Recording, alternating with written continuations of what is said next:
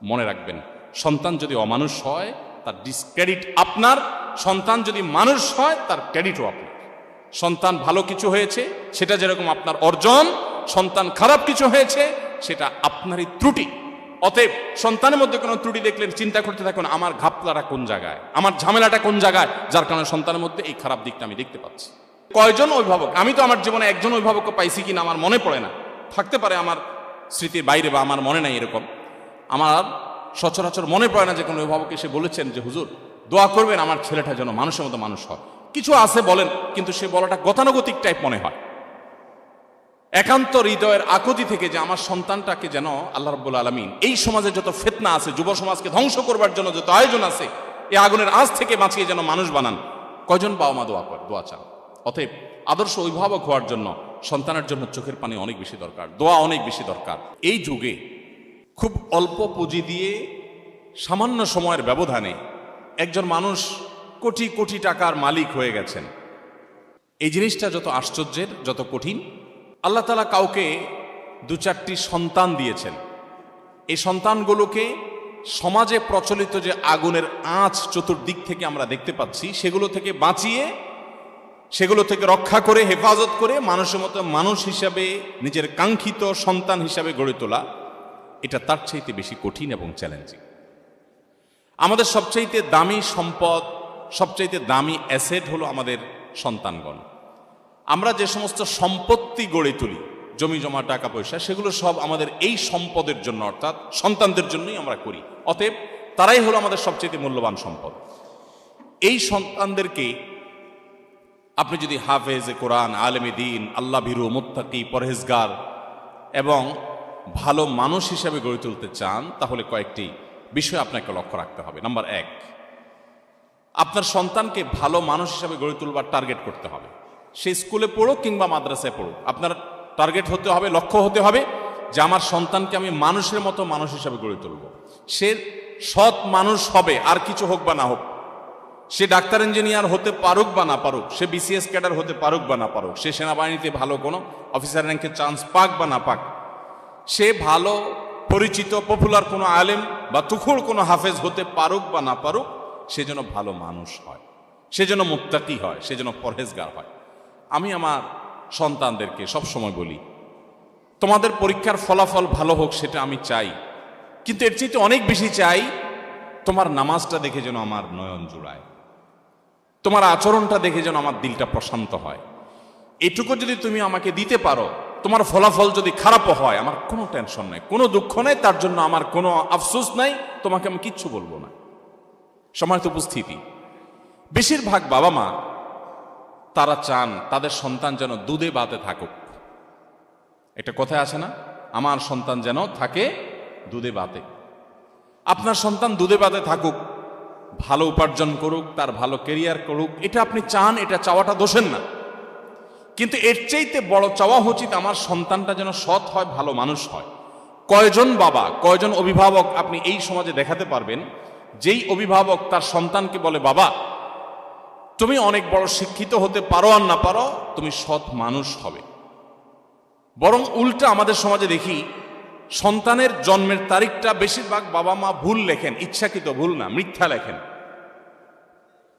কেন?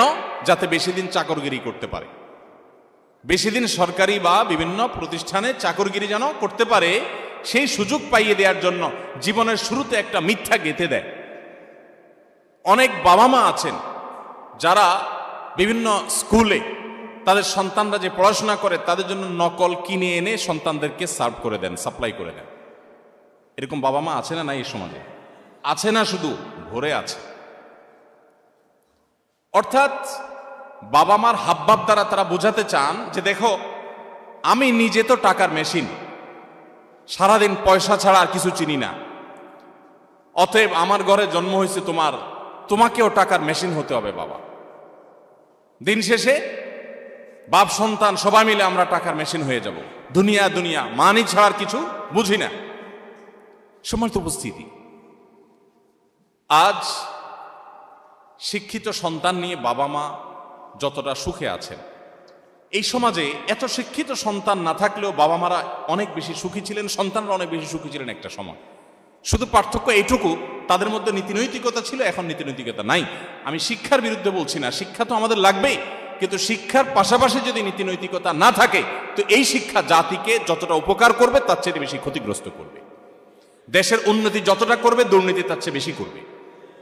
অতএব একজন আদর্শ অভিভাবক হিসাবে আপনার সন্তানকে যদি আপনি মানুষের মতো মানুষ হিসেবে গড়ে তুলতে চান, আপনার টার্গেট হতে হবে আমার সন্তান দুধে ভাতে থাকুক আর না থাকুক, আমার সন্তান থাকবে সত্যের সাথে, আমার সন্তান থাকবে ন্যায়ের সাথে, আমার সন্তান থাকবে নিষ্ঠার সাথে।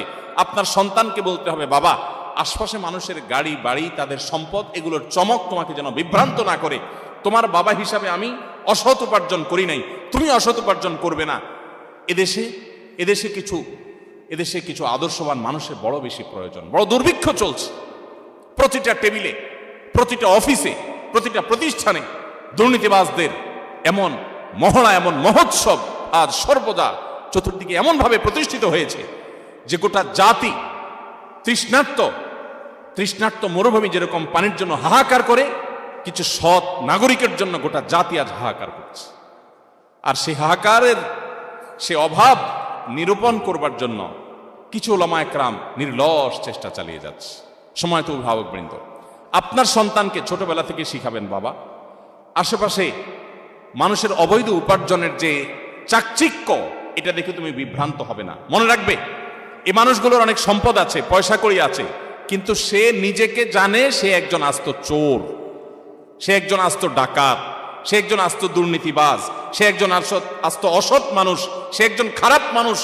এই অপরাধ বোধের অদৃশ্য দাহন তাকে জ্বালাতে থাকে। অতএব তুমি তার সেটা দেখবে না, তুমি সততার সাথে চলবে। তোমার ভেতর থেকে একটা আওয়াজ তোমার কাছে আসবে যে আলহামদুলিল্লাহ আমি কোনো অসৎ উপায়ে উপার্জন করি নাই। অতএব আমাদের সন্তানদেরকে মানুষের মতো মানুষ হিসেবে গড়ে তোলবার জন্য প্রথম লক্ষ্য হবে যে তারা ভালো মানুষ হোক।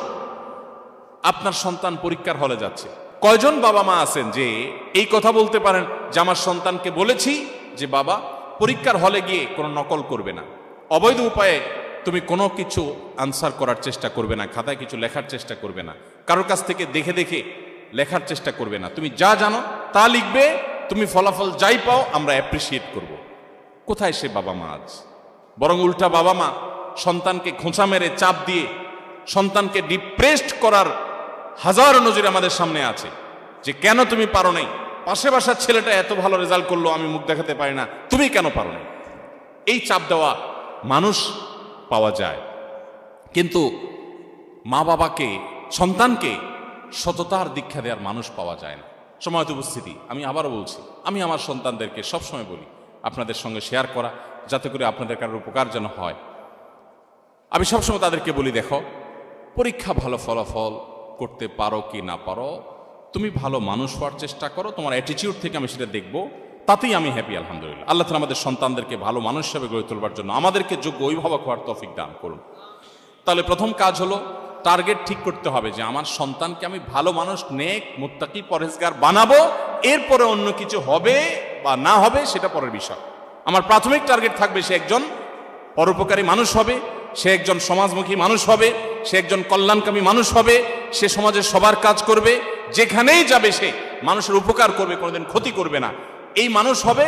এবার সে ডাক্তার হোক, সে ইঞ্জিনিয়ার হোক, সে বিসিএস ক্যাডার হোক, সে অন্য কিছু হোক, সে মাদ্রাসা পড়ুয়া হোক, এমনকি সে যদি গতানুগতিক শিক্ষা শিক্ষিত নাও হয়, তারপরে অন্তত এই জাতির কোনো ক্ষতিকর কোনো কিছু তার দ্বারা হবে না ইনশাআল্লাহ তাআলা। নাম্বার 2, অভিভাবক হিসাবে আমাদের চোখের পানিটা অনেক বেশি গুরুত্বপূর্ণ।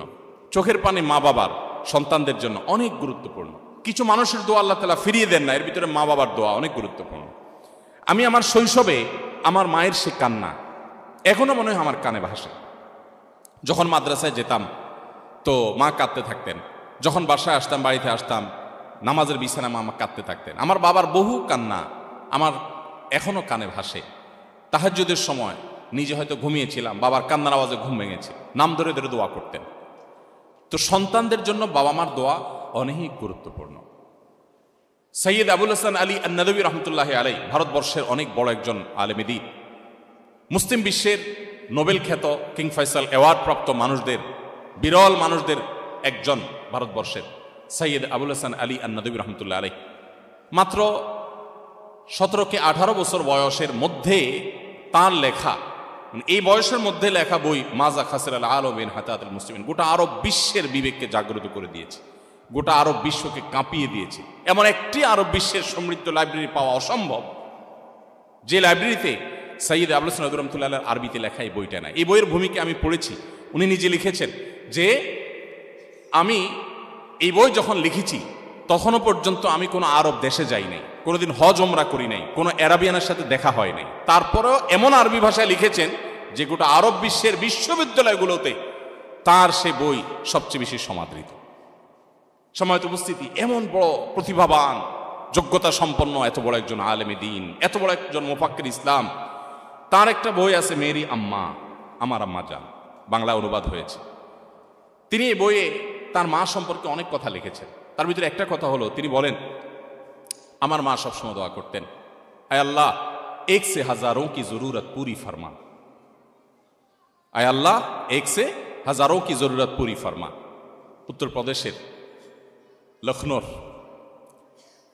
তারে মা আল্লাহ কাছে বলতেন, আল্লাহ আমার এই এক আলিমিয়া, ওকে দিয়ে 1000 আলেম যে কাজ করতে পারে তাকে তার থেকে সেই কাজ আপনি নিয়ে নেন। 1000 আলেম জাতির যে উপকার করতে পারে, মুসলিম মিল্লাতের মানব জাতির যে উপকার করতে পারে, ও একা যেন সেই কাজটা করতে পারে। 1000 মানুষের কাজ তার একা থেকে করার তৌফিক দান করেন। এভাবে দোয়া করতেন। আমার তো মনে হয় হাজার নয় বরং লাখো লাখো আলেমের কাজ আল্লাহ তাআলা তার থেকে নিয়েছেন। তার মা সম্পর্কে আরো অনেকগুলো বিষয় আছে যেগুলো কোট করার মধ্যে আমি সে দীর্ঘ বক্তব্যে আর যাবো না। আমি শুধু এটুকু বলতে চাই, যারা অভিভাবক আছি আমরা, আমাদের সন্তানদের জন্য চোখের পানি ফেলে দোয়া করি। আমরা সন্তানদের জন্য আমাদের কাছে, হুজুরদের কাছে আপনারা অনেক সময় দোয়া চাইতে আসেন অনেকে, হুজুর দোয়া করবেন ছেলেটা এসএসসি পরীক্ষা দিচ্ছে, এইচএসসি পরীক্ষা দিচ্ছে, ও কলেজে যেন চান্স পায়, এটা করে সেটা করে চান। এই দোয়াতে কোনো দোষের কিছু নেই। কিন্তু কয়জন অভিভাবক, আমি তো আমার জীবনে একজন অভিভাবকও পাইছি কিনা আমার মনে পড়ে না, থাকতে পারে আমার স্মৃতির বাইরে বা আমার মনে নাই, এরকম আমার সচরাচর মনে পড়ে না যে কোনো অভিভাবক এসে বলেছেন যে হুজুর দোয়া করবেন আমার ছেলেটা যেন মানুষের মতো মানুষ হয়। কিছু আছে বলেন, কিন্তু সে বলাটা গতানুগতিক টাইপ মনে হয়। একান্ত হৃদয়ের আকুতি থেকে যে আমার সন্তানটাকে যেন আল্লাহ রাব্বুল আলামিন, এই সমাজে যত ফিতনা আছে, যুব সমাজকে ধ্বংস করবার জন্য যত আয়োজন আছে, এই আগুনের আঁচ থেকে বাঁচিয়ে যেন মানুষ বানান। কয়জন বাবা মা দোয়া চান? অতএব আদর্শ অভিভাবক হওয়ার জন্য সন্তানের জন্য চোখের পানি অনেক বেশি দরকার, দোয়া অনেক বেশি দরকার। আল্লাহ তাআলা আমাদেরকে সেটাও করার তৌফিক দান করুন। নাম্বার 3, একটা কথা আমাদেরকে মনে রাখতে হবে, মানুষের প্রকৃতি, বিশেষ করে শিশুদের প্রকৃতি আরো বেশি যে তারা যত বেশি শুনে শিখে তার চাইতে দেখে শিখে বেশি। তারা যতটা শুনে শিখে তার চাইতে দেখে বেশি শিখে। এটা মানবীয় প্রকৃতি, বাচ্চাদের মধ্যে এটা আরো বেশি। আপনি বাচ্চাকে সারাদিন বলবেন বাবা মিথ্যা বলে না, এটা যতটা বাচ্চার জন্য কার্যকর হবে, আপনি নিজে বিভিন্ন পর্যায়ে মিথ্যা বলার প্রয়োজন আছে বা সুযোগ আছে সেই জায়গাগুলোতে মিথ্যা অ্যাভয়েড করবেন। আপনার এই আদর্শটা বাচ্চাকে অনেক বেশি শিক্ষিত করবে যে মিথ্যা বলা যায় না, সে বলবে না। আপনি বাচ্চাকে মুখে বলবেন বাবা মোবাইল টিপে না, আর আপনি সারাক্ষণ নিজে মোবাইল হাতাবেন, তাহলে আপনার বাচ্চা কোনোদিন এই নেশা থেকে মুক্ত হতে পারবে না। আপনি তাকে বাঁচাতে চাইলে আপনি নিজেকে নিয়ন্ত্রণ করা শিখতে হবে। আর কিছু না হোক অন্তত সন্তানের দিকে তাকায় হলো আমাদেরকে মানুষ হতে হবে। আমি প্রায় বলি, আপনি আপনার বাবার জুতা যদি সোজা করতে শিখেন, প্রতিদিন বের হওয়ার সময় আপনার বাবার জুতাটা সোজা করেন, মায়ের জুতাটা সোজা করেন, পরিষ্কার করে রেখে দেন, আপনার সন্তান আপনার জুতার উপরে পাড়া দিতে তার বিবেকে বাঁধবে। আর সারাদিন বলবেন বাবা মার সেবা করতে হয়, বই পড়াবেন, এগুলোতে সন্তান ততটা শিখবে না যতটা আপনার কাছ থেকে শিখবে। এই জন্য আপনি নিজের গরজে ভালো মানুষ হন বা না হন, অন্তত সন্তানের দিকে তাকে ভালো মানুষ হন। স্বামী স্ত্রী দুজন ঝগড়া করবেন, গালিগালাজ করবেন, হাতাহাতি করবেন সন্তানের সামনে, আর সন্তানকে বলবেন দেখো মিলেমিশে চলতে হয়, ভদ্র হয়ে চলতে হয়। সন্তান বলবে যে এগুলো বোধহয় কথার কথা, এগুলো আসলে আমলে নিতে হয় না, কারণ বাবা মা নিজেই তো আমল করেন না। আপনি মোবাইল টিপবেন আর ওই বলবেন এই পড়ালেখা করো, বই নাও, বই নিয়ে বসো, আর নিজে মোবাইল টিপতেছেন। তখন বাচ্চা মনে করবে কি জানেন? বাচ্চা মনে করবে যে আরে বাপ মা যেগুলো বলতেছে এগুলো বলতেছে মোবাইল নামক এই নিয়ামত থেকে আমাকে বঞ্চিত রাখবার জন্য। তা না হলে উনি টিপছেন কেন? এর মধ্যে এত সুখ যে উনি এটা থেকে এক মুহূর্ত থাকতে পারছেন না। নিশ্চয়ই এর ভিতরে রাজ্যের সকল সুখ এই মোবাইলের মধ্যেই আছে। বাচ্চা সেটার জন্য ঝাঁপায় পড়বে। এই জন্য মুখে কথা কম বলে বরং নিজেরা মোবাইলগুলোকে নিয়ন্ত্রণ করেন। অপ্রয়োজনে সারাক্ষণ রুগীর মতো এটা টিপি না করে লিমিটেড সময় কাজ করে বাচ্চাদেরকে সময় দেন। আল্লাহ আমাদেরকে তৌফিক দান করুন। তাহলে সন্তানের সামনে মডেল হয়ে যেতে হবে, ভালো মানুষের মডেল হয়ে যেতে হবে। আপনি যেটা চান সন্তান হোক সেটা আপনি নিজে করে সন্তানকে দেখাবেন। আপনার তাহাজ্জুদের কান্নায় আপনার সন্তানের যদি ঘুম ভাঙে, এই সন্তানকে ফজরের জন্য ডাকা লাগবে না ইনশাআল্লাহ। কিন্তু আপনি নিজে যদি কোন রকম ডুমায় ডুমায় ফজর নামাজ পড়েন, এরপরে বাচ্চাকে ডাক করেন, খুব বেশি কাজে আসবে না। সময়ত উপস্থিতি, চতুর্থত যে পয়েন্টটি আমি বলতে চাই তা হলো সন্তানদেরকে সময় দিন। আমাদের এখন ব্যাপারটা হয়ে গেছে পরীক্ষার চিন্তায় যে ছাত্রের আর পড়ালেখা করার সুযোগ হয় না সেই ছাত্রের মতো। এটা কথা আছে না যে পরীক্ষার টেনশনে কি পড়ালেখার সুযোগ হয় না। আমাদের এখন সন্তানদের উন্নত উজ্জ্বল ভবিষ্যতের জন্য মা মায়ের কাজ নিয়ে, বাপ বাপের কাজ নিয়ে এত ব্যস্ত যে সন্তানকে সময় দেওয়ার সুযোগ নেই। যে সন্তানের জন্য আপনি এত কিছু উপার্জন করবেন সেই সন্তানকেই আপনি সময় দিচ্ছেন না, তাহলে আপনার চেয়ে বোকার কি হতে পারে? সন্তানদের সময় দিন। আমি নিজে আলহামদুলিল্লাহ অনেক দিন থেকে একটা প্র্যাকটিস শুরু করছি, আপনাদের সাথেও শেয়ার করি, কেউ আমল করতে পারেন। সেটা হলো যে অফিস টাইমের পর আর মোবাইলে আমি কোনো অ্যাক্টিভ থাকি না। বেশিরভাগ সময় হয় এরোপ্লেন মোড করে ফেলি, আর নাহলে বন্ধ করে ফেলি, আর নাহলে সাইলেন্ট করে ওটাকে গাড়িতে রেখে, অফিসে রেখে, ডেস্কে রেখে তারপর বাসায়। এবং পুরো সময়টা বাসা যতক্ষণ থাকা হবে ততক্ষণ ফ্যামিলিকে সময় দেওয়া হবে। এটাতে কিছু ক্ষতি হবে, প্রতিষ্ঠানের ক্ষতি হবে, অফিসের ক্ষতি হবে, হোক, তার চাইতে লাভ অনেক বেশি হবে। যারা বিভিন্ন প্রতিষ্ঠান পরিচালনা করেন, অনেক কাজ কাম আছে, প্রয়োজন একটা বাটন ফোন নিয়ে নেন যে এইটা থেকে এতটা পর্যন্ত বাটন ফোনে আছে, আমার ফোনটা অমুকের কাছে থাকবে, ইমার্জেন্সি কিছু হলে আমাকে জানাবা, আদারওয়াইজ আমি নাই, বাচ্চাদেরকে সময় দিব। বেশিরভাগ বাপ দেখবেন বাসায় ঢুকতে ঢুকতে মোবাইলে কথা বলতে, হ্যাঁ ভাই ঠিক আছে অমুক জায়গায় এতটা মাল পাঠায় দেন, এসব বলতে বলতে ঢুকে। কে দরজা খুলছে সেটাও বাপে দেখে না, আবার বাইর হয়ে যাচ্ছে সকালে, তখন আবার মোবাইলে, হ্যাঁ আসতেছি, এই যে নামতেছি সিঁড়িতে, বলতে বলতে বাইর হয়।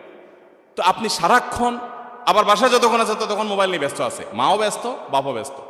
বাচ্চাদের যে কি অসহায়ত্ব এই সময়টাতে, আমি তো মনে করি এই সময়ে প্রোডাক্টিভিটির জন্য মোবাইল নিয়ন্ত্রণ করা ছাড়া কোনো দিন সম্ভব না আজকের বাস্তবতায়। আলহামদুলিল্লাহ আমরা এটা শুরু করে দিয়েছি এবং এর সুফলটা আমরা পাচ্ছি আল্লাহর রহমতে। আমি অনুরোধ করবো আপনারাও সেই সময়টা দিবেন। শুধুমাত্র সময় দেয়া বলতে বাচ্চাদের সাথে গল্প করানো, সব দিক থেকে আপনি তাদের খেলার সাথী হবেন। আপনার বাচ্চা কার সাথে খেলতে গিয়ে নষ্ট হবে, আপনি সেটা কেন হতে দিবেন? আলহামদুলিল্লাহ আমি আমার বেশ কিছুদিন থেকে প্র্যাকটিসটা করি, তবে গত প্রায় মাসখানেক যাবৎ হবে বা তার সাথে কম বেশি হবে। এই সময় ধরে আমি আমার বাচ্চাদের সাথে নিয়মিত খেলাধুলা করার চেষ্টা করি। যদি আমি বাড়িতে থাকি তো খেলা মিস নাই বাচ্চাদের সাথে, প্রতিদিন 1 ঘন্টা মিনিমাম বাচ্চাদের সাথে খেলি প্রতিদিন।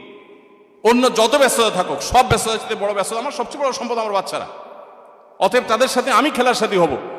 কোন বাচ্চার সাথে খেলতে গিয়ে সে নষ্ট হবে না হবে আমি সময় দেবো তাদেরকে, এবং তাদের গল্পগুলো আপনি শুনবেন, আপনি নিজে তাদেরকে গল্প বলবেন, তাদের পড়ালেখার সাথী হয়ে যাবেন, মেশার চেষ্টা। বেশিরভাগ বাবা মা সন্তানকে সময় দিতে চান না, টিচারের কাছে দিয়ে রাখেন, আপনার কাজের বুয়ার কাছে দিয়ে রাখেন, অমুকের কাছে দিয়ে রাখেন, তমুকের। মায়েরা তো আজকাল বাচ্চাদেরকে ভালো করে নাস্তাও দিতে রাজি না। আমরা যারা মাদ্রাসা চালাই আমরা জানি, টিফিন দিয়ে দিবেন কি অল টাইমের একটা প্যাকেট ধরাই দিবেন, রেডিমেড কিছু ধরাই দিবেন। আপনার বাচ্চাকে আপনি রেডিমেড এগুলো দিয়ে দিচ্ছেন, আপনি বুড়ো হন এই বাচ্চা আপনাকে বৃদ্ধাশ্রমে পাঠাবে, এরকম অল টাইম ধরাই দিবে। বাচ্চাকে হেলদি কিছু একটু রেডি করে দেন, ভালো কিছু একটু নিজে রান্না করে দেন। মায়েরা আজকাল অলস, ওই রেডিমেড কিছু দিয়া যেতে পারলে বাঁচে। বাপেরাও অলস, বাচ্চাকে সময় দিতে রাজি না। সার পড়াক, আপনি নিজে আপনার বাচ্চাকে কদিন পড়ান। এই জন্য বাচ্চাদেরকে সময় দিবেন। সময় না দিলে বাচ্চারা কখনো মানুষ হওয়া এটা সম্ভব না। যত বাচ্চা মানুষ হয়েছে দেখবেন বাবা মা অনেক বেশি তাদেরকে সময় দিয়েছে। 5 নম্বর যে পয়েন্ট আমি বলতে চাই তা হলো হালাল উপার্জন আপনার বাচ্চাকে সৎ মানুষ হতে সাহায্য করবে। আপনি হারাম উপার্জন করবেন, 2 নম্বর কামাই করবেন, আর আশা করবেন যে আল্লাহ বেলগাছে তুমি তাল দিয়ে দাও, মালিক মাবুদ। মালিক শুনবেন না, মালিক আপনার বেলগাছে তাল দিবেন না। আপনি তাল গাছে তাল আশা করতে পারেন। চুরিদারির টাকা, 2 নম্বরের টাকা, ঘুষের টাকা, দুর্নীতির টাকা দিয়া সন্তানরে মানুষ করবেন, বড় করবেন, এরপরে যে হুজুর কাছে দিবেন, হুজুর এরে বড় আলেম, বড় হাফেজ, বুজুর্গ আল্লাহওয়ালা বানায় দেন, সম্ভব না। এই জন্য হারাম উপার্জনের কুপ্রভাব সন্তানের উপর অনেক বেশি পড়ে। এই জন্য সন্তানকে মানুষের গড়ে তোলার জন্য হালাল খাবার খাওয়ান। মায়েরা আজকাল ছোট পোলাপানের পিছনে খাবার নিয়ে যে পরিমাণ দৌড়ায়, যে পরিমাণ পাগল পড়া থাকে, যেখানেই যাবেন মাদের দেখবেন একটাই পেরেশানি, সেটা হলো যে বাটি নিয়ে চামচ নিয়ে বাচ্চার পিছনে পিছনে গুড়গুড় গুড়গুড় করে। কেন? বাচ্চা খায় না। বাচ্চাকে খাওয়ানোর জন্য যত চেষ্টা আপনি করেন, হারাম খানা যেন না খায়, হালালটা যেন খায়, সেই চেষ্টা যদি তার সিকিবাগও করতেন, এক একটা আল্লাহর ওলি এমনি হয়ে যেত। তো এই জন্য আমার সন্তানের পেটে কোনো হারাম যেন না ঢুকে, সেই চেষ্টা আমাদেরকে করতে হবে। 6 নম্বর যে পয়েন্টের কথা বলতে চাই তা হলো তাদেরকে ভালো পরিবেশ দিতে হবে। বেশিরভাগ সন্তান নষ্ট হয় পরিবেশের কারণে। সেই পরিবেশটা শিক্ষা প্রতিষ্ঠান হতে পারে। যে শিক্ষা প্রতিষ্ঠানে বাচ্চা ভালো, আমি আমার বাচ্চাকে মনিটর করব যে বাচ্চার প্রোগ্রেস কি, সে সেখান থেকে ভালো হচ্ছে না খারাপ হচ্ছে, তাকে ভালো পরিবেশ দিতে হবে। যেই প্রতিষ্ঠানে ছেলেরা ভালো, উস্তাজরা ভালো, শিক্ষকরা ভালো, তাদের আমল ভালো, তরবিয়ত ভালো, এগুলো মনিটর করতে হয়, সেখানে আমার বাচ্চাকে দিব। যে প্রতিষ্ঠানে যায় শিক্ষার সাথে কুশিক্ষা শিখে আসে, সেখানে আমার বাচ্চা দিব না। তাকে ভালো পরিবেশ, কারণ সে নষ্ট হবে ভালো খারাপ পরিবেশে গিয়ে। একটা পচা আলু যদি আপনি এক বস্তা ভালো আলুর পাশে রেখে দেন, দেখবেন আশপাশে দুইটা প্রথম পচবে, এরপরে চারটা পচবে, পচতে পুরো বস্তা পচে শেষ হয়ে যাবে। খারাপ জিনিসের প্রভাব এত বেশি। অতএব আপনার বাচ্চা, আপনি যে ফ্যামিলির সাথে বন্ধুত্ব থাকবে, বন্ডিং থাকবে, আসা যাওয়া থাকবে, আপনি দেখবেন সে ফ্যামিলি বাচ্চাগুলো কি করে। ওইগুলো গেমে আসক্ত, ওইগুলা কার্টুন দেখার রুগী, তো আপনি নিশ্চিত থাকেন আপনার বাচ্চার ভিতরে কুপ্রভাব আসবেই আসবে। আপনি সেই ফ্যামিলি বাচ্চার সাথে মিশবেন যারা এই গেম, কার্টুন আর এই সমস্ত আজেবাজে জিনিসে আসক্ত নয়। আজকাল যত বাচ্চা কাচ্চা আছে দেখবেন বেশিরভাগই আমার কাছে অসুস্থ মনে হয়। অসুস্থ মনে করেন বাসায় কোনো মেহমান আসছে, দেখবেন চিপিচ্চিপোলা পান এরকম ঠুস করে শুধুমাত্র গুলি দেখায়, কারণ সারাদিন সে কার্টুনে কি দেখে, এসব দেখে। সব বাচ্চা দেখবেন, বেশিরভাগ বাচ্চা দেখবেন ক্রেজি হয়ে উঠতেছে, তাই না? খুব জেদি হয়ে উঠতেছে। মা বাবা আবার গর্ব করে বলে বাচ্চাটা অনেক রাগী, মানে মনে হচ্ছে যে উনি অনেক গর্ববোধ করতেছে এটার কারণে। বাচ্চা যে অসুস্থ এটা জানেই না। আমরা আমাদের শৈশবে যেসব বাচ্চা কাচ্চা দেখছি এখনো মনে পড়ে। আমাদের বয়সের যারা আছেন, আরো সিনিয়র যারা আছেন তারা জানেন, বাচ্চা বেশিরভাগ ওই যে ভেদা মাছের মতো ছিল। ভেদা মাছ চিনেন? ভেদা মাছ না, চুপচাপ থাকে, এরকম বাচ্চাদেরকে বেশিরভাগ দেখা যায়। বেশি ক্ষুধা লেগে গেছে, ব্যথা পাইছে, একটু কামতো টানতো। আর এখন পোলাপান 1.5 বছর 1 বছর থেকে পোলাপান দেখা যায় এমন ক্রেজি যে চুন থেকে নুন করছে তো সব ভাঙচুর শুরু করে দেয়, তাই না?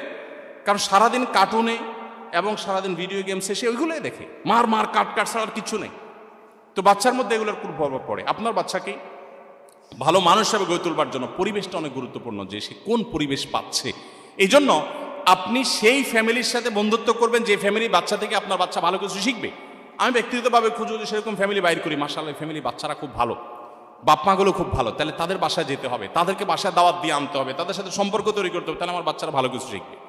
এই চেষ্টা আপনার মধ্যে থাকতে হবে, তাদেরকে ভালো পরিবেশ দিতে হবে। 7 নম্বর এবং সর্বশেষ পয়েন্ট যেটি বলতে চাই তা হলো, বাচ্চাদেরকে বিশেষ করে তারা যখন একটু বড় হতে শিখবে, আল্লাহ ভীরু মুত্তাকি পরহেজগারদের সোহবতে, তাদের মজলিসে, তাদের বৈঠকে, তাদের দার্সে, তাদের প্রোগ্রামগুলোতে নিয়ে যাবেন, তাদের সাথে কথা বলাবেন। এগুলোর প্রভাব, ইতিবাচক প্রভাব বাচ্চার মধ্যে পড়ে। আল্লাহ তাআলা আমাদের সবাইকে সুসন্তানের বাবা মা হওয়ার তৌফিক দান করুন। আমাদের সন্তানদেরকে, আমাদের পুরো পরিবারের সমস্ত সদস্যদেরকে আল্লাহ তাআলা মুত্তাকিদের ইমাম হওয়ার তৌফিক দান করুন। আমাদের সন্তানদেরকে আমাদের নয়ন জোড়ানোর মতো সন্তান হওয়ার তৌফিক দান করুন। মা বাবা হিসাবে আমাদেরকে আদর্শ মা বাবা হওয়ার তৌফিক দান করুন। আজ সৎ মানুষের যে দুর্ভিক্ষ চলছে, যে অভাব চলছে, মুত্তাকি পরহেজগার মানুষের যে খরা চলছে, এই খরা কাটাবার জন্য আমাদেরকে সংকল্প করতে হবে, সিরিয়াস হতে হবে, সব দিক থেকে আমাদেরকে নড়ে চড়ে বসতে হবে। আল্লাহ তাআলা আমাদের সবাইকে সে তৌফিক দান করুন। ভাইরা আমার, সময়ত ভাইরা বোনেরা আমার, যদি আপনার সন্তানকে মানুষের মতো মানুষ হিসেবে গড়ে তুলতে পারেন, আল্লাহর শপথ করে বলছি, আপনার এই পরিবার উপভোগ্য হবে, চরম উপভোগ্য হবে, দুনিয়াটা জান্নাতে পরিণত হবে। যখন আপনার সন্তানটা দেখবেন যে মায়ের সামনে মাথাটা উঁচু করে কথা বলতে লাজ বোধ হয়, লজ্জা বোধ হয়, যখন দেখবেন বাবা কোনো কথা বললে ফিরে আরেকটা কথা বলার মতো সাহস হয় না, এই সন্তানকে এখন ঘরে ঘরে আছে? আরে ঘরে ঘরে তো দেখা দূরের কথা, গোটা সমাজে খুঁজে এরকম একটা সন্তান পাওয়া যায় না। বেশিরভাগ দেখবেন বেয়াদব, উগ্র, উচ্ছৃঙ্খল, এবং কোনো শিক্ষা নাই, নীতি নাই, নৈতিকতা নাই, আদর্শ নাই, নষ্ট এবং নষ্টের ছড়াছড়ি চতুর্দিকে। কোথায় সে সন্তান, যে সন্তান মায়ের বাবার আগে হাঁটবে না, যে সন্তান মায়ের আগে কথা বলবে না, বিনয় থাকবে? এরকম সন্তান যদি থাকে, আপনার সন্তান অনেক বড় অফিসার না হোক, আপনার সন্তান অনেক পয়সা কামাই না করুক, অনেক বড় পদের অধিকারী না হোক, আপনার সন্তান যাই হোক না কেন, যদি এরকম সন্তান আপনাকে আল্লাহ তাআলা দেন, তো আপনি দেখবেন আপনার পরিবারটা, আপনার জীবনটা জান্নাতি জীবন হয়ে গেছে। আল্লাহ তাআলা আমাদের সবাইকে, আমাদের সন্তানদেরকে মুত্তাকি পরহেজগার ভালো মানুষ হিসেবে গড়ে তোলবার সংকল্প প্রতিটি ঘরে ঘরে করার তৌফিক দান করুন, এবং তার জন্য যা যা করণীয় আছে সেই করণীয়গুলো আল্লাহ তাআলা আমাদের সবাইকে করার তৌফিক দান করুন। মনে রাখবেন, সন্তান যদি অমানুষ হয় তার ডিসক্রেডিট আপনার, সন্তান যদি মানুষ হয় তার ক্রেডিটও আপনার। সন্তান ভালো কিছু হয়েছে সেটা যেরকম আপনার অর্জন, সন্তান খারাপ কিছু হয়েছে সেটা আপনারই ত্রুটি। অতএব সন্তানের মধ্যে কোনো ত্রুটি দেখলেন চিন্তা করতে থাকুন, আমার ঘাপলাটা কোন জায়গায়, আমার ঝামেলাটা কোন জায়গায়, যার কারণে সন্তানের মধ্যে এই খারাপ দিকটা আমি দেখতে পাচ্ছি। আল্লাহ তাআলা আমাদের সবাইকে আদর্শ বাবা মা হওয়ার তৌফিক দান করুন। আমরা যদি আদর্শ বাবা মা হই তাহলে আমরা আদর্শ জেনারেশন পাবো। আদর্শ জেনারেশন যদি পাই তো আদর্শ দেশ এবং আদর্শ সমাজ গড়ে উঠবে। আল্লাহ আমাকে আপনাকে আমাদের সবাইকে সেগুলো করার তৌফিক দান করুন। সম্মানিত উপস্থিতি, মাদ্রাসাতুল হিদায়া ফেনী সম্পর্কে ডিটেইল বা অনেক বিস্তারিত কিছু আমি না জানলেও মৌলিকভাবে কিছু ধারণা এবং মোটা দাগে কিছু বিষয় তো জানি। মুফতি মোহাম্মদ আলী হাফিজাহুল্লাহ তিনি যে মাদ্রাসা স্থাপন করেছেন, আমি তাকে সবসময় উৎসাহ দেই যে আলহামদুলিল্লাহ ওয়াজ মাহফিলের ময়দানে কাজ করবার জন্য বহু লোক আছে, যদিও কোয়ালিটির প্রশ্ন করলে সব ময়দানেই যথেষ্ট প্রশ্ন করার সুযোগ আছে। তারপরও মাদ্রাসা শিক্ষা এটার উন্নয়নের জন্য আমাদের অনেক বেশি কাজ করা প্রয়োজন, বরং কিছু লোক এটার জন্য নিজেকে সম্পূর্ণরূপে উজাড় করে দেওয়া প্রয়োজন। কারণ আমাদের সামনে অনেক বড় একটা চ্যালেঞ্জের বিষয় হলো আমাদের আদরের সন্তানগুলো। সেই সন্তানগুলোকে মানুষের মতো মানুষ রূপে গড়ে তোলবার জন্য প্রতিষ্ঠানের সংখ্যা দেশে খুব বেশি নাই। অনেক প্রতিষ্ঠান আছে হয়তো সংখ্যায়, কিন্তু কোয়ালিটি যদি আমরা বিচার করতে যাই তাহলে খুব অল্প সংখ্যক প্রতিষ্ঠান আছে। তো একটা প্রতিষ্ঠান, যে প্রতিষ্ঠান শিক্ষকদেরকে প্রতিষ্ঠানের কর্মচারী ভাববে না, শিক্ষকদেরকে প্রতিষ্ঠানের মালিক ভাববে, শিক্ষকরাও নিজেদেরকে প্রতিষ্ঠানের মালিক জ্ঞান করবেন এবং নিজের প্রিয় শিক্ষার্থীদেরকে নিজের আদরের আপন সন্তানের মতো ভালোবাসা এবং মমতা দিয়ে পড়াবেন, সেরকম শিক্ষকের বড় অভাব আজ বাংলাদেশে। সেটা আপনি মাদ্রাসা বলুন আর স্কুল বলুন, সব জায়গাতেই কিন্তু এই দুর্ভিক্ষ, এই অভাব এবং এই অনটন কিন্তু চলছে। স্কুলে এক সময় এমন বহু শিক্ষকের কথা আমরা শুনতাম, জানতাম, যে সকল শিক্ষক বাচ্চাদের বাড়ি বাড়ি গিয়ে তাদের পড়ালেখা করার জন্য তাগিদ দিতেন। মাদ্রাসার কথা যদি বলতে হয় তাহলে আমার নিজের চোখে দেখা এমন শিক্ষক বহু আমি পেয়েছি, যে সম্মানিত উস্তাজ বাচ্চা পড়া পারে না, বাচ্চা হয়তো দুষ্টুমি করে, বাচ্চার হয়তো মেধা একটু কম, সেজন্য ভোর রাতে উঠে কনকনে শীতের মধ্যে তাহাজ্জুদের নামাজ পড়ে দুহাত তুলে বাচ্চার জন্য চোখের পানি ফেলে দোয়া করেছেন। এরকম শিক্ষক আমার দেখার সৌভাগ্য হয়েছে, বহু দেখেছি আমি, একজন দুইজন নয়। খোদ আমার একজন শিক্ষকের কথা আমার এখনো মনে পড়ে, যে একবার কোনো একটি মৌখিক পরীক্ষায় আমি খুব বেশি আনসার করতে পারছিলাম না প্রশ্নের। তখন আমার সে উস্তাজ, হাটহাজারী মাদ্রাসার স্বনামধন্য আলেম দ্বীন, অনেক বড় একজন উস্তাজ হযরত মাওলানা হাফেজ শহীদুল্লাহ সাহেব রহিমাহুল্লাহ, আমার এখনও সেই স্মৃতি চোখের সামনে ভাসে যে হুজুর ছলছল করে চোখের পানিকে ফেলে দিয়েছেন যে আমি পড়া পারি নাই সেজন্য, এবং আমাকে ধমক দিয়ে বলছিলেন যে তুমি আমার অনেক কাজ করে দাও, অনেক খেদমত করো, কিন্তু তোমার মা বাবা তো এই জন্য পাঠায় নাই। তুমি যে আমার কাজ করো, খেদমত করো, সেবা করো, শিক্ষকের সেবা করো, ভালো কথা, কিন্তু সেগুলো বেশি করতে গিয়ে তোমার পড়ালেখার এই অবস্থা, আমি আল্লাহর কাছে কি জবাবদিহি করব? এবং তুমি কেন পারো না, তোমার সমস্যা কোথায়? একটা বাচ্চা ছেলের মতো তিনি কেঁদে দিয়েছেন। তার সে কান্না, এটা ছিল আমার জন্য অনেক বড় একটা দোয়া এবং প্রেরণা। আজ সেই শিক্ষক নেই, হারিয়ে গেছে। চতুর্দিকে শুধু দুর্ভিক্ষ আর অভাব। সে অভাব ভাতের নয়, সে অভাব কাপড়ের নয়, সে অভাব শিক্ষার, সে অভাব শিক্ষকের, সে অভাব শিক্ষা প্রতিষ্ঠানের। সন্তানদেরকে শিক্ষা প্রতিষ্ঠানে দিয়ে নিশ্চিন্ত থাকা যাবে এরকম শিক্ষা প্রতিষ্ঠান আঙ্গুল দিয়ে দেখাবার মতো দু চারটিও খুঁজে পাওয়া কঠিন। তো এই জন্য শুধু মুফতি মোহাম্মদ আলী নয়, আমি যাকেই পাই যে শিক্ষা নিয়ে কাজ করেন, ব্যক্তিগতভাবে আমি চেষ্টা করি উৎসাহ দেওয়ার, প্রেরণা দেওয়ার, যে ভাই এটা নিয়ে লেগে থাকেন, অন্য সব কাজের ব্যস্ততা কমিয়ে এনে বাচ্চাদেরকে মানুষের মতো মানুষ হিসেবে গড়ে তোলবার জন্য এক ঝাঁক মুখলিস, নিষ্ঠাবান, আল্লাহ ভীরু, মুত্তাকি, পরহেজগার, যোগ্য, চৌকস, সময় সচেতন আলেম দ্বীন এবং শিক্ষকদেরকে নিয়ে মানুষ গড়বার কাজে লেগে যান। আল্লাহ রাব্বুল আলামিন, আবার দোয়া করি আমরা সমস্ত দ্বীনি শিক্ষা প্রতিষ্ঠানগুলোকে সুচারুরূপে যুগের চাহিদাকে সর্বোচ্চভাবে মোকাবেলা করার মতো সক্ষম আলেম দ্বীন হিসেবে গড়ে তোলার কাজে আল্লাহ তাআলা তাদেরকে সবচেয়ে ভালো থেকে ভালো উপায়ে কাজ করবার তৌফিক দান করুন। এই ফেনীতে আরও বহু দিনই শিক্ষা প্রতিষ্ঠান আছে। আমাদের মনে প্রাণে চাওয়া সেই প্রতিষ্ঠানগুলো এগিয়ে যাক, অনেক দূর এগিয়ে যাক। মাদ্রাসাতুল হিদায়া সম্পর্কেও আমাদের দোয়া যে এই মাদ্রাসাও যেন আল্লাহ তাআলার রেজামন্দি লাভের পথে এগিয়ে যায়, সময়ের চ্যালেঞ্জ মোকাবেলা করতে পারে, সেরকম দক্ষতা যেন আল্লাহ তাআলা তাদেরকে দান করেন। ভুল ত্রুটি থেকে থাকলে আল্লাহ তাআলা সেগুলো যেন সংশোধন করেন। এবং ওলামা একরাম মিলেমিশে একে অন্যের কাঁধে কাঁধ মিলিয়ে কাজ করবেন। কোনো বিষয়ে কারোর সাথে কারোর দ্বিমত ভিন্ন মত থাকতে পারে। ডক্টর আবদুল্লাহ জাহাঙ্গীর রহমতুল্লাহ আলাইহির সেই ঐতিহাসিক বক্তব্য আল ইত্তেহাদু মাল ইখতিলাফ, বৈচিত্র্যময় ঐক্য।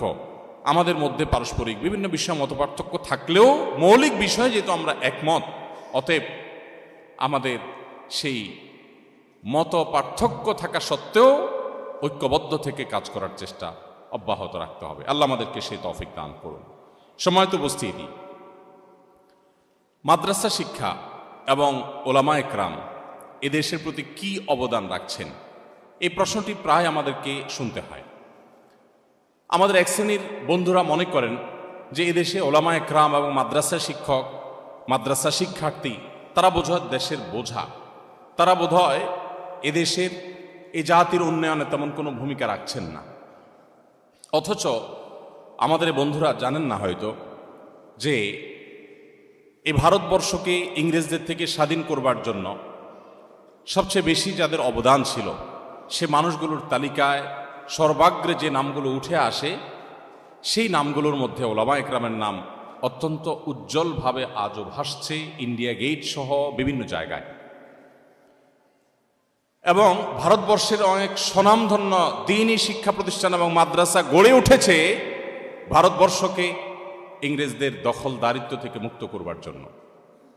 আজও বাংলাদেশে যে সমস্ত দ্বীনি শিক্ষা প্রতিষ্ঠান আছে, এই প্রতিষ্ঠানগুলো যে ওলামা একরাম গড়ে তোলে, হাফেজদেরকে, আলেমদেরকে গড়ে তোলে, এগুলোর অন্যতম একটা বড় অবদানের দিক হলো তারা মানুষের মতো মানুষ, দেশের যোগ্য, সৎ, নীতিবান, আদর্শ নাগরিক গড়ে তুলবার কাজে তারা নির্লসভাবে প্রচেষ্টা চালিয়ে যাচ্ছে।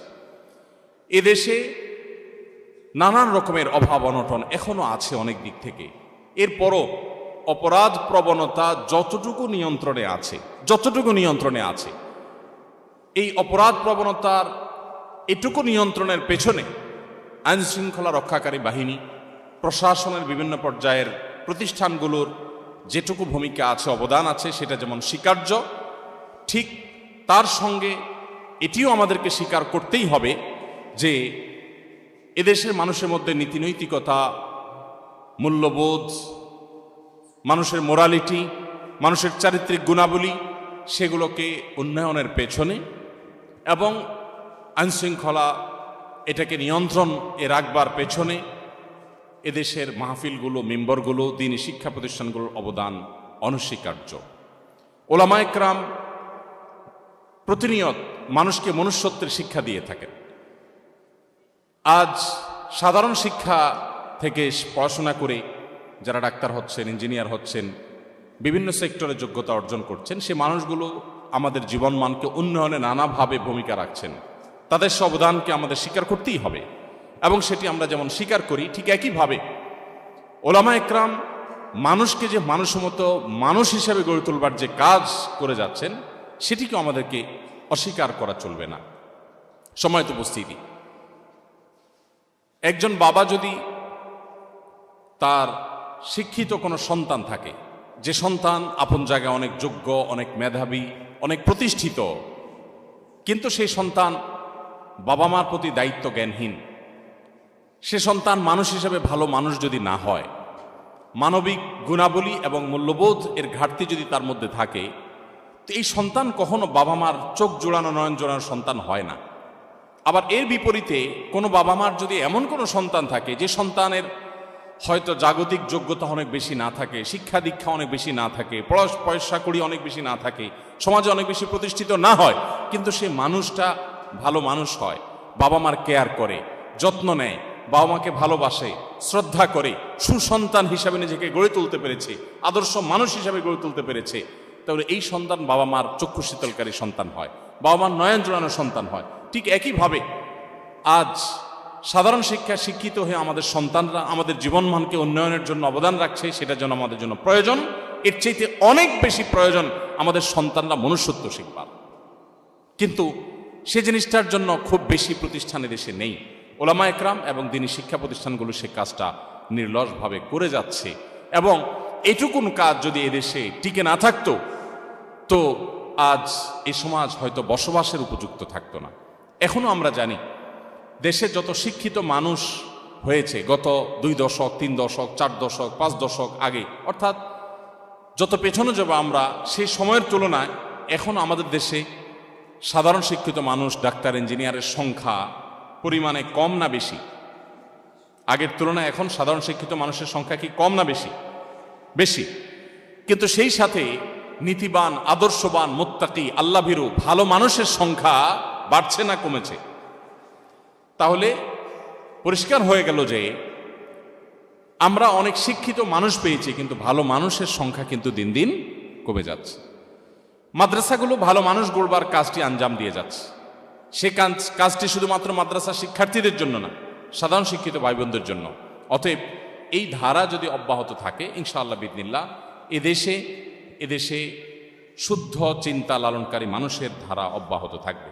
দেশে যত দুর্নীতি পর্যন্ত হয়েছে, যত অন্যায়, আর্থিক এবং নানা দিক থেকে সামাজিক অনাচার যত হয়েছে, এগুলোর জন্য ওলামা একরামের দায় 1%ও বলা যাবে না, বরং জিরোর ঘরে। কারণ ওলামা একরাম এদেশের অর্থকে নিয়ন্ত্রণ করে না। যেটুকু আমরা পিছিয়ে আছি এটুকুর জন্য ওলামা একরামের কোনো দায় নেই। ওলামা একরামকে নিয়ে যারা প্রশ্ন তোলে তাদের দায় আছে। এবং যেটুকু আমরা নানা দিক থেকে ক্ষতিগ্রস্ত হয়েছি, যেদিকে আমাদের অভাব আছে, অনটন আছে, দুর্বলতা আছে, আমরা পিছিয়েছি, সেগুলোর জন্য ওলামা একরামের কোনো ত্রুটি নেই। ত্রুটি সেই সমস্ত লোকদের যারা ওলামা একরামের অবদান নিয়ে প্রশ্ন তোলে। সম্মানিত উপস্থিতি, অতএব আমাদের সন্তান নিয়ে আমাদের চিন্তা ভাবনা হওয়া উচিত যে তারা আর যা হোক মানুষের মতো মানুষ যেন হয়, নীতিবান যেন হয়, আদর্শবান মানুষ যেন হয়। আল্লাহ তাআলা আমাদেরকে সেরকম সন্তানের বাবা মা হওয়ার তৌফিক দান করুন। জাযাকুমুল্লাহু খায়রা ওয়া আখিরু দাওয়ানা আনিল হামদুলিল্লাহি রাব্বিল আলামিন। আসসালামু আলাইকুম ওয়া রাহমাতুল্লাহি ওয়া বারাকাতুহু।